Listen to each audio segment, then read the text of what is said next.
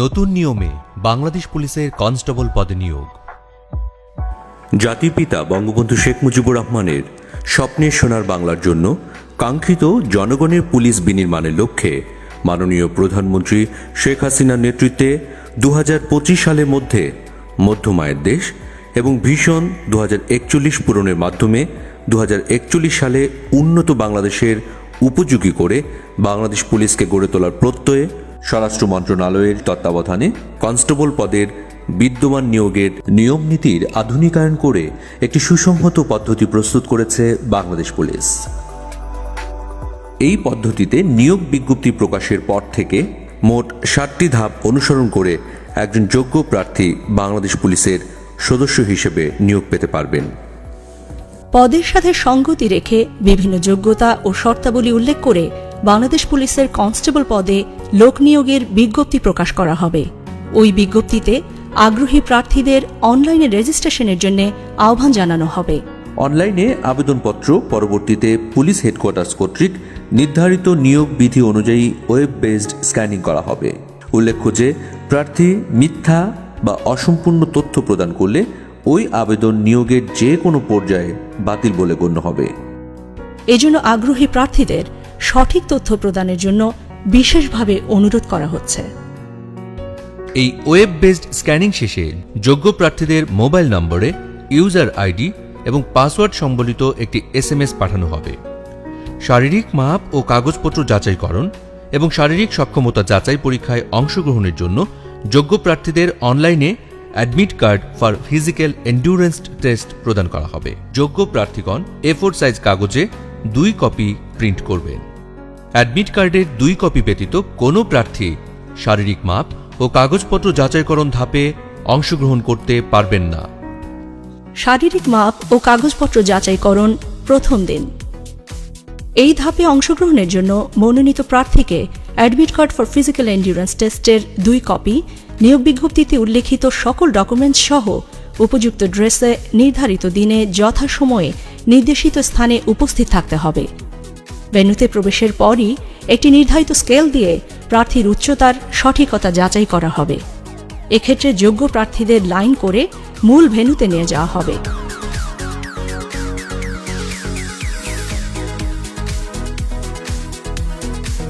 সেখানে বিজ্ঞপ্তিতে উল্লেখিত শর্তানুসারে প্রার্থীদের উচ্চতা, ওজন ও পুরুষ প্রার্থীদের ক্ষেত্রে বুকের মাপ পরিমাপ করা হবে।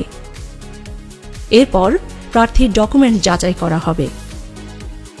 শারীরিক মাপ ও ডকুমেন্টস যাচাইয়ের সঠিকতা পাওয়া প্রার্থীদেরকে যোগ্য হিসেবে ঘোষণা করে তাদেরকে শারীরিক সক্ষমতা যাচাই বা ফিজিক্যাল এন্ডিউরেন্স টেস্টে অংশগ্রহণের জন্য admit card for physical endurance টেস্টের 1 কপি প্রদান করা হবে। ফিজিক্যাল এন্ডিউরেন্স টেস্টের সময়সূচি প্রার্থীদেরকে জানিয়ে দেওয়া হবে। শারীরিক সক্ষমতা যাচাই পরীক্ষা দ্বিতীয় দিন। শারীরিক সক্ষমতা যাচাই পরীক্ষার জন্য আগত প্রার্থীদের admit card for physical endurance test ও রেজিস্টারে সংরক্ষিত তথ্যাবলী পুনরায় চেক করে ভেন্যুতে প্রবেশ করানো হবে। এক্ষেত্রেও যথাযথ অ্যাডমিট কার্ড ছাড়া কোনো প্রার্থী মাঠে পরীক্ষায় অংশগ্রহণ করতে পারবেন না। আগত প্রার্থীদেরকে ব্রিফিংয়ে অংশগ্রহণ করতে হবে। সেখানে শারীরিক সক্ষমতা যাচাই পরীক্ষার ও মাঠের নিয়ম নীতির বিষয়ে ব্রিফিং করা হবে। শারীরিক সক্ষমতা যাচাই পরীক্ষার ইভেন্ট শুরুর পূর্বে প্রত্যেক প্রার্থী ইভেন্টে অংশগ্রহণের জন্য শারীরিক ও মানসিকভাবে সুস্থ আছেন মর্মে উল্লেখ করে ইন্ডেমনিটির ঘোষণাপত্র নিয়োগ কমিটির নিকট দাখিল করতে হবে। প্রার্থী ইভেন্টে অংশগ্রহণের পূর্বেই এই ঘোষণাপত্র প্রদান করা বাধ্যতামূলক। শারীরিক সক্ষমতা যাচাই পরীক্ষা মোট 7টি ইভেন্টের মাধ্যমে অনুষ্ঠিত হবে। একজন প্রার্থীকে শারীরিক সক্ষমতা যাচাই পরীক্ষায় উত্তীর্ণ হতে হলে প্রতিটি ইভেন্টেই তাকে কৃতকার্য হতে হবে। যে কোনো ইভেন্টে অকৃতকার্য হলে প্রার্থীর প্রার্থিতা বাতিল করা হবে। প্রথম ইভেন্ট দৌড়। এই ইভেন্টে পুরুষ প্রার্থীদের 200 মিটার দূরত্ব 28 সেকেন্ডে এবং নারী প্রার্থীদের 200 মিটার দূরত্ব 34 সেকেন্ডে অতিক্রম করতে হবে। দৌড় শুরুর পূর্বে প্রার্থীদেরকে দৌড়ের নিয়মকানুন বিষয়ে ব্রিফিং করা হবে। দৌড়ের ক্ষেত্রে প্রার্থীকে চুনের দাগ বা চেক পয়েন্টের পেছনে সিটিং পজিশন নিতে হবে। কোনো প্রার্থী যদি চুনের দাগ স্পর্শ করেন কিংবা হুইসেল ব্যতীত দৌড় আরম্ভ করলে সরাসরি ডিসকোয়ালিফাইড হবেন। এই ইভেন্টে উত্তীর্ণ প্রার্থীরাই পরবর্তী ইভেন্টে অংশগ্রহণ করার সুযোগ পাবেন। দ্বিতীয় ইভেন্ট পুশ আপ। এই ইভেন্টে পুরুষ প্রার্থীদের 35 সেকেন্ডে 15টি পুশ আপ ও নারী প্রার্থীদের 30 সেকেন্ডে 10টি পুশ আপ দিতে হবে। ইভেন্ট শুরুর আগেই প্রার্থীদেরকে পুশ আপ ইভেন্টের নিয়মকানুনের বিষয়ে ব্রিফিং করা হবে। পুশ আপে বডি, হেড, ব্যাক পার্ট এবং হিপ একই লেভেলে অর্থাৎ স্ট্রেট থাকতে হবে। হিপ ডাউন থাকবে, হাঁটু সোজা থাকবে এবং কোনো অবস্থাতেই মাটিতে স্পর্শ করবে না। আপ অবস্থায় এলবো স্ট্রেট এবং ডাউন অবস্থায় এলবো বেন্ড থাকবে। আপ থেকে ডাউনে গিয়ে আবার আপে আসলে একটি পুশ আপ কাউন্ট করা হবে। বাঁশি দিলে প্রত্যেক প্রার্থীকে পুশ আপ শুরু করতে হবে। কোনো প্রার্থী উল্লিখিত নিয়মের ব্যত্যয় করলে ডিসকোয়ালিফাইড হবেন। এছাড়াও এরপর নির্ধারিত সময়ের মধ্যে পুশ আপ সম্পন্ন করতে না পারলে প্রার্থী ডিসকোয়ালিফাইড হবেন। এই ইভেন্টে কৃতকার্য হওয়া প্রার্থীগণ পরবর্তী ইভেন্টের জন্য মনোনীত হবেন।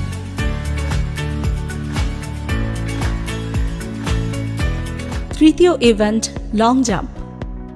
এই ইভেন্টে পুরুষ প্রার্থীদের কমপক্ষে 10 ফিট এবং নারী প্রার্থীদের কমপক্ষে 6 ফিট দূরত্ব জাম্প করে যেতে হবে। এই ইভেন্টের শুরুতেও প্রার্থীদের নিয়মকানুনের বিষয়ে ব্রিফিং করা হবে। প্রার্থীদেরকে অবশ্যই চুনের দাগের পেছন থেকে জাম্প করতে হবে। জাম্প করার সময় চুনের দাগ স্পর্শ করলে কিংবা অতিক্রম করলে প্রার্থী ডিসকোয়ালিফাইড হবেন।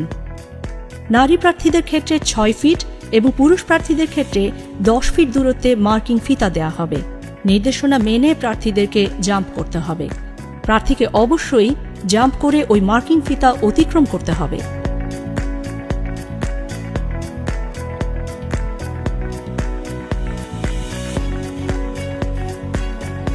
এক্ষেত্রে প্রার্থী মার্কিং ফিতা অতিক্রমে ব্যর্থ হলে ডিসকোয়ালিফাইড হবেন।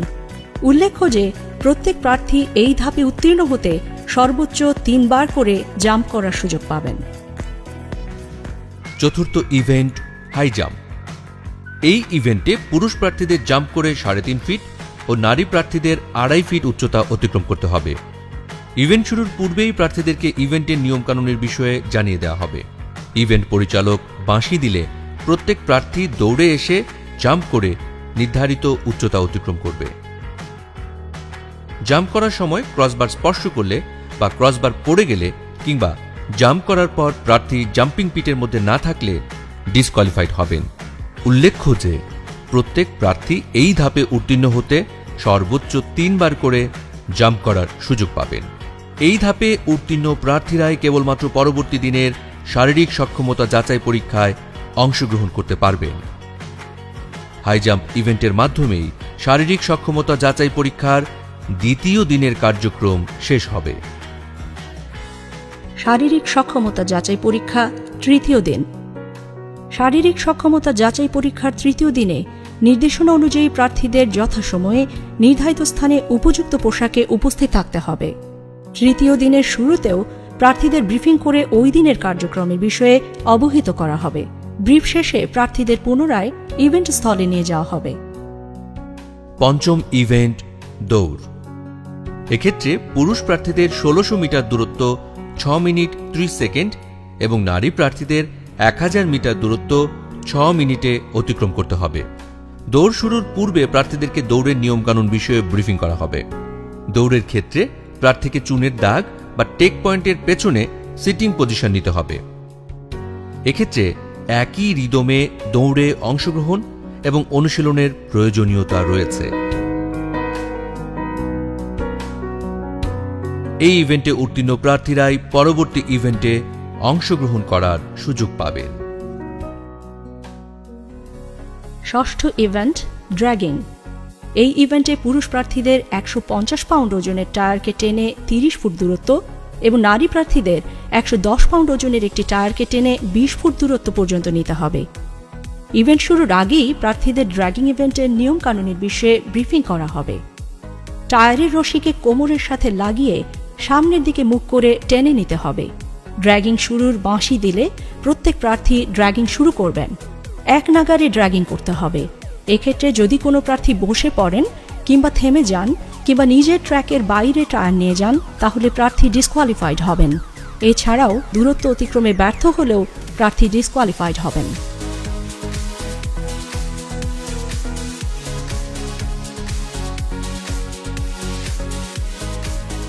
সপ্তম ইভেন্ট রোপ ক্লাইম্বিং।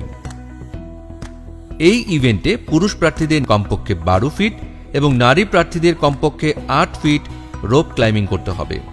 ইভেন্ট শুরুর পূর্বেই প্রার্থীদের রোপ ক্লাইম্বিংয়ের নিয়ম নীতি জানিয়ে দেওয়া হবে।